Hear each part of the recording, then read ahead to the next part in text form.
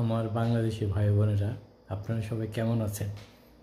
আমি জানি তেমন ভালো নেই, বিশেষ করে স্বাধীনতা মুক্তিযুদ্ধ পক্ষের লোকজন তারা ভালো নেই, মুক্তিযোদ্ধারা ভালো নেই, যারা বিধবা ভাতা পেত তারা ভালো নেই, যারা প্রতিবন্ধী ভাতা পেত তারা ভালো নেই। এখন এই সরকার এসে সব কিছু বন্ধ করে দিয়েছে, এমনকি তারা আমাদের মহান মুক্তিযুদ্ধকে অস্বীকার করা শুরু করেছে এবং অস্বীকার করার চেষ্টা করছে।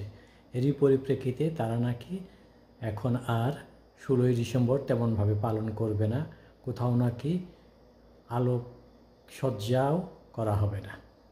এটাই হলো তাদের নীতি। তারা বঙ্গবন্ধুর নামকে, স্বাধীনতাকে, বাংলাদেশের মুক্তি সংগ্রামকে অস্বীকার করতে চাইলেও আমরা যারা মুজিব সৈনিক আছি তারা কিন্তু কখনোই তা হতে দেব না।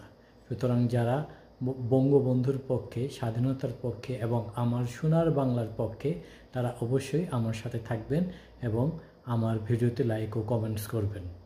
সবাইকে সংগ্রামী শুভেচ্ছা।